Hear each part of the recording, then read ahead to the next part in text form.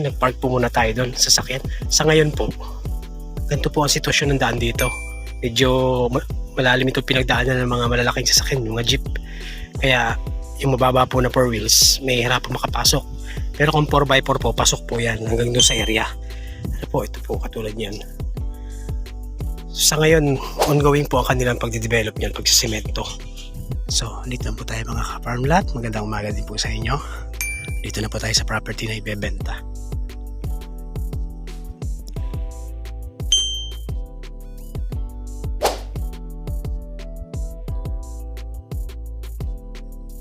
Napakarami pong niyog makikita nyo. Punong-puno po ng produkto ang lupa. So, dito po tayo mag-i-start sa lugar na ito. Papasok po tayo rin sa property. Around mga 15 minutes buhat po sa highway hanggang dito sa property. Ang lugar pong ito ay Barangay Maulawin po. Sakop na po ito ng Camarines Norte, Santa Elena. So yan po, nakikita niyo po kung gaano karami yung mga puno ng niyog. Malapit po ito sa resort. Nandiyan na po yung resort. Konti na lang po. Sa dulo po nito ay resort. Nandiyan po ang dagat. Kaya malapit po ito sa sa paliguan. At ongoing po ang kanilang pagdidevelop dito ng kalsada. Kita nyo po kung gaano kalapad yung kalsada ng ginagawa. Naka-widening po siya.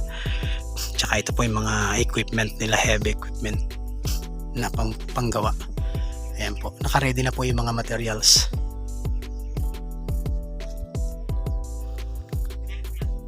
Kaya by December po, okay na po ang kalsada rito. Ito na po. Bumabaybay po tayo sa boundary ng area.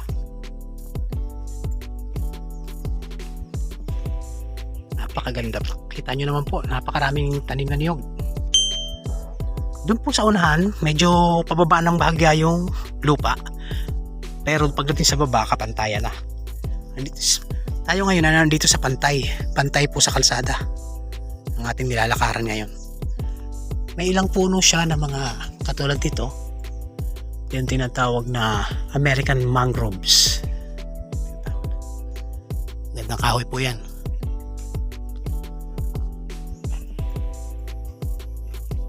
Yan, tayo po ay pumapasok sa loob.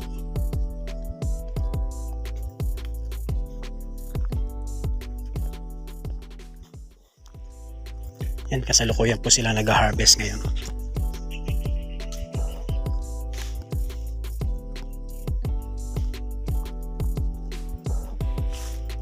Umaga. Yan yung mga nakahoy. So mapapansin nyo, meron tayo ditong kalsada.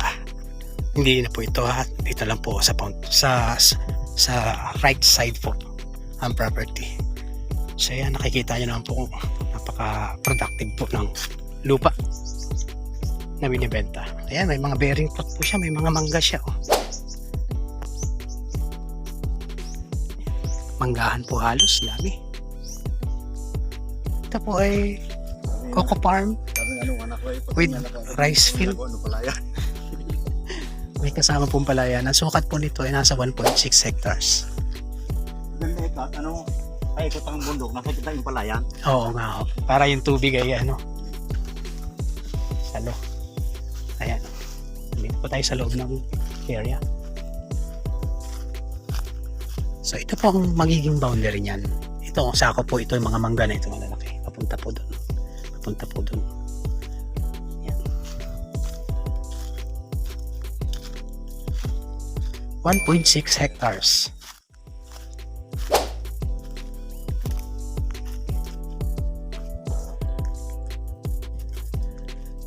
May ilan pong kawayanan.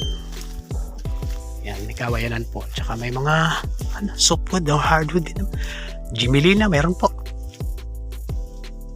Ito, ang kagandahan po nito, kapantayan po ito sa kalsada. Meron pong pantay sa kalsada at meron din pababa ng bahagya. So ito po yung sukat na 1.6 hectares. Dati po itong 1.8. inalis na po yung 200 napunta puro sa kalsada. Yan, may lang meron po saging po, daranghita. Ang niyog po, mga halos kababaan lang din naman. Yan, baba lang po. Yan, kawayanan.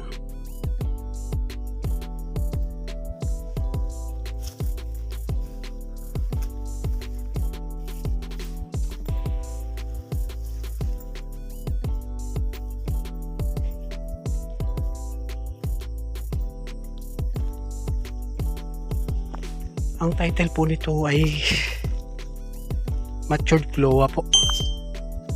Bayad na po sa bangko. Kaya wala nang problema, wala nang intindihin sa pagbabayad sa bangko.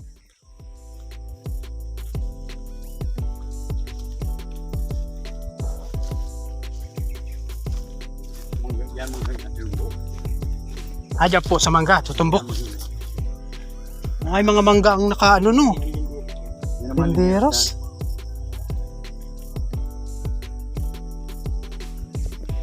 Daming mga mangga, malalaki na, puno. Dito, alam ko na lindiras dito. Oo.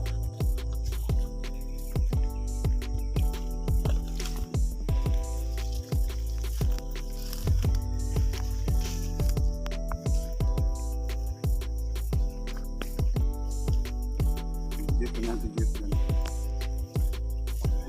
Maputol na po dyan. Yung palaya na yan. So kung ito yung lalamnan palayan, ano, ilang pitak din. Mga ba yan, puputulogan. May mga apat, ano. Inaanay ang mga sinta ka ba? Ay, ganun po. Magandang parang. Ang ganda ng pwesto ng kanilang palayan.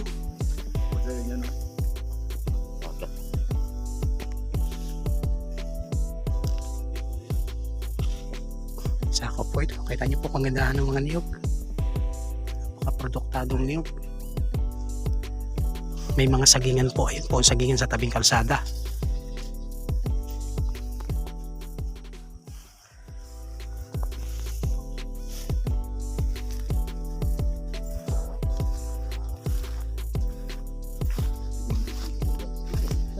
Ito po ang babaybay pag ganito.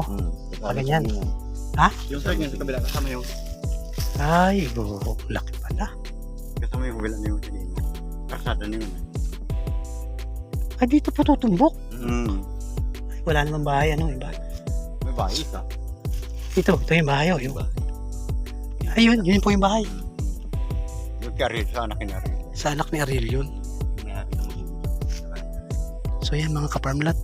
Nandiyan na po ang ating property na nakita na natin yung buo. Kita nyo naman po. May palaya na, may yugan at saka mayroong ibang mga bearing fruit. Ito po yung mga mangga nakahilera sa boundary. So may harvest na rin kahit pa paano.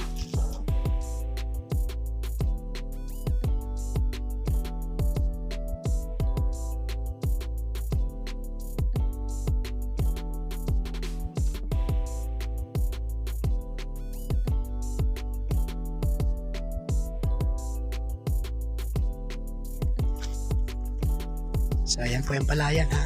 Ito ang kalsada. Lahat po ito ng tabi. Nasa 100 po pala, sorry. Nasa 100 pa ang frontage. 100 meters. Okay. So yan po mga ka-farmlat.